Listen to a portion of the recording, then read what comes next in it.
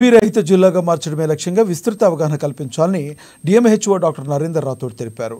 జయనిధి మండల కేంద్రంలోని రైతు వేదికలో టీబీ వ్యాధిపై శనివారం అత్యవసర అవగాహన కార్యక్రమం ఏర్పాటు చేశారు. వ్యాధి రాకుండా తీసుకోవాల్సిన చర్యలు, ముందస్తు జాగ్రత్తలపై మండల వైద్య సిబ్బందికి దిశానిర్దేశం చేశారు. జిల్లా వైద్య ఆరోగ్య శాఖ అధికారి నరేందర్ రాథోడ్ ముఖ్య అతిథిగా విచ్చేసిన ముందుగా జ్యోతి ప్రజ్వలన చేసి కార్యక్రమాన్ని ప్రారంభించారు. టీబీకి సంబంధించిన అన్ని రకాల వైద్య పరీక్షలు నిర్వహించి ఆ వ్యాధి వ్యాపించే విధానం, వ్యాధి సోకిన వారు తీసుకోవాల్సిన జాగ్రత్తలు తప్పనిసరిగా వివరించాలని సూచించారు. వ్యాధిగ్రస్తులను వ్యాధి తగ్గే వరకు వారికి వైద్య సదుపాయాలపై అవగాహన కల్పించాలన్నారు. 6 నెలల వరకు ప్రభుత్వమే అన్ని విధాల వ్యాధిగ్రస్తులను మందులు ఉచితంగా అందజేస్తుందన్నారు. క్షయముక్త భారత్, క్షయముక్త తెలంగాణగా మార్చడానికి వైద్య సిబ్బంది కృషి చేయాలంటూ వారితో ప్రతిజ్ఞ చేయించారు.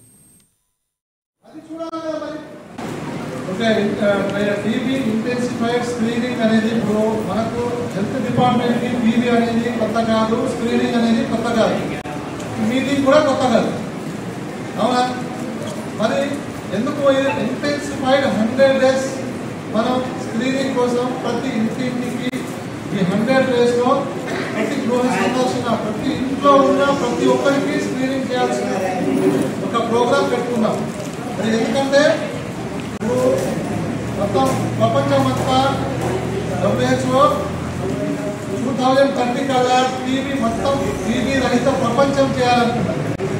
అదే మన భారతదేశంలో మన మోడీ గారు ఈ సంవత్సరమే 2025 కల్లా మనం టీబీ రహిత భారతదేశంగా మనం తయారు చేసుకోవాలనే ఉద్దేశంతో మరి విస్తృతంగా 2025కి ఎంత దూరం కూడా లేదు, హార్డ్లీ 1 year.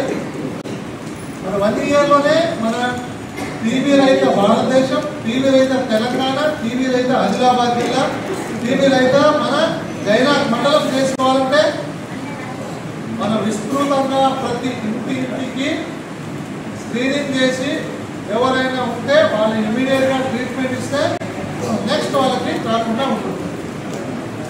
మీకు తెలుసు వాళ్ళ సిమ్టమ్స్